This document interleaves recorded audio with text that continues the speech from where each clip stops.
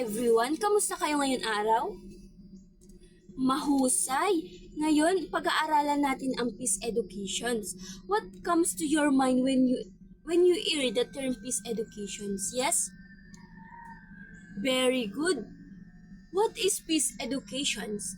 Peace education is the process of teaching people the knowledge, skills, attitudes, and values needed to number 1, prevent conflict.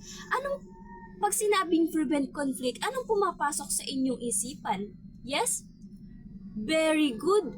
Prevent conflict means stopping problem or misunderstanding before they become bigger. Ginagawa ito sa pamamagitan ng open communication, respect, at understanding. Number 2, resolve disagreement peacefully. Kapag may disagreement, dapat itong i-resolve through calm and respectful communication instead of fighting or using violence. Number 3, respect diversity. Respect diversity means accepting and appreciating people's difference such as their culture, religion, language, beliefs, and opinions. Number 4, promote human rights. Promoting human rights means making sure that everyone is treated fairly and equally, and that their basic rights and dignity are respected. Number 5, build a peaceful and just society. This means working together to create a communication where there is peace, fairness, equality, and justice, so everyone can live safely and happily.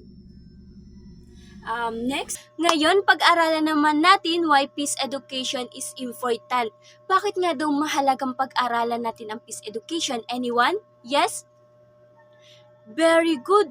Unang-una dyan ang respect others. It teaches us to respect other people kahit iba ang kanilang beliefs, culture, religion, or opinions. Number 2, solve conflict peacefully. It helps us resolve misunderstanding through communication, understanding, and cooperation instead of fighting. Number 3, promote equality and justice. It reminds us to treat everyone fairly and give equal respect and opportunities to all. Number 4, prevent bullying and violence.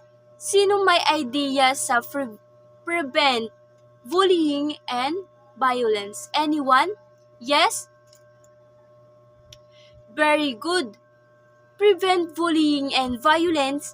It encourage kindness, empathy, and respect, which helps reduce bullying, discriminations, and violence.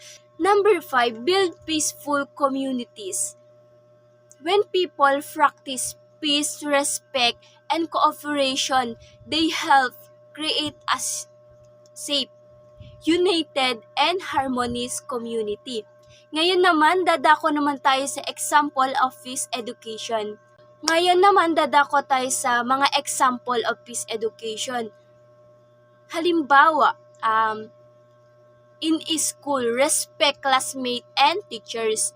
Ang pinapakita lang naman dito ang respeto sa mga classmate at teachers sa pamamagitan ng pagiging polite, listening attentively, and following school rules. Number 2, listen to different opinions. Makinig at i-respect ang opinions ng iba kahit hindi kayo pareho ng pananaw. Number 3, resolve conflict through dialogue. Kung may misunderstanding, pag-usapan ito ng maayos instead of argue or fighting. Pag-usapan nyo ito ng maayos, hindi yung mapupunta sa pag-aaway. Next, at home, sa bahay nyo. Help family members tumulong sa mga gawaing bahay at suportahan ang bawat miyembro ng pamilya. Number 2, speak kindly. Gumamit ng magalang at mabubuting salita sa pakikipag-usap. Number 3, share responsibilities. Magtulungan sa mga household responsibilities para magkaroon ng harmony sa pamilya.